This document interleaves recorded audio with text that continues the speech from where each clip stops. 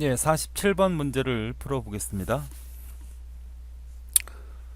다중 프로그램 환경이라는 것은 여러 개 프로그램이 운영이 된다는 뜻이고요. 운영 체제에 의해서 CPU가 할당되는 개념이죠. 자, 이 얘기는 이제 뭘 얘기를 하는 건지를 이제 설명을 먼저 해보죠.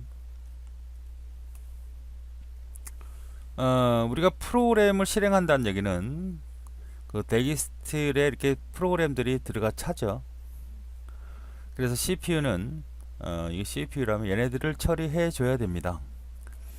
그런데 우리가 작업을 하다 보면 옛날에는 하나 다 처리하고 그 다음 처리하고 그 다음 처리했다는 거죠.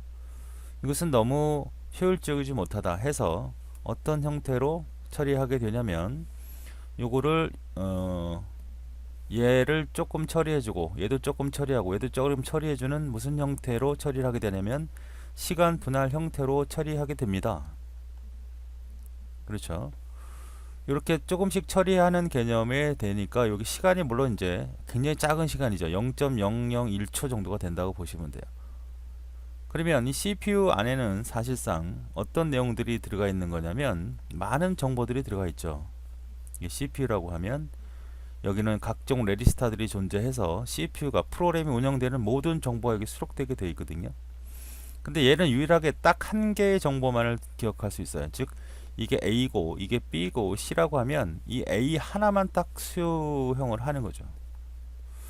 그러면 이쪽에 있을 때는 이 A 내용을 기억하지만 이걸로 넘어갈 때는 어떻게 될까요? 이 내용을 어딘가 보관해 줘야 되죠. 그리고 다시 B의 내용을 여기다가 집어넣어야 됩니다. 그 B를 또 실행하다가 또 C로 넘어가면 또 B는 어딘가 보관해 놨다가 C를 다시 집어넣어 줘야 돼요. 이런 식으로 계속 CPU의 내용들을 갈아치는 이런 형태를 우리가 문맥 교환이라고 하고 컨택트 스위칭이다 이렇게 얘기를 하는 겁니다. 그래서 이 문맥 교환이라는 것은 시간 할당량과 굉장히 밀접한 관계를 갖고 있는데 시간 할당량이 작으면 작을수록 이런 일이 많이 일어나는 거죠. 그죠? 그래서 인터럽트 굉장히 많이 일어나는 거죠. 시간 할당이 적으면 덜 일어나겠죠. 이러한 작업을 하는 겁니다. 한 개밖에 없으니까. 보통 저는 그 CPU를 의사로 많이 비교하는데요. 의사로 얘기해 볼까요? CPU가 의사고 한 사람이죠. 한 사람입니다. 환자가 3명이 있다고 가정을 해보자고. 이게 환자가 프로그램이에요. 그러면 여기서 몇 분씩 예를 들어서 5분씩 치료해 준다고 가정을 해봅시다. 그러면 5분 치료했다가 다음 환자 또 5분 이렇게 환자 처리해 주는 거죠. 물론 병원에서 이렇게 했다가는 난리가 나겠죠. 그래서 5분씩 계속 돌아가면서 처리해 주면서 3명 환자를 동시다발적으로 처리하는 것처럼 처리하는 것을 시간 분할이라고 합니다. 그럼 이때 간호사는 뭘 해줘야 돼요? 간호사는 이 환자에 대한 기록, 환자 기록부가 있을 거 아닙니까? 이 환자 기록부를 계속 의사한테 바꿔줘야만 의사가 그 환자 기록부를 보면서 우리가 프로그램을 실행하는 거죠. 이런 걸 우리는 뭐라 그래요? 문맥 교환이라고 한다라고 보시면 되겠습니다.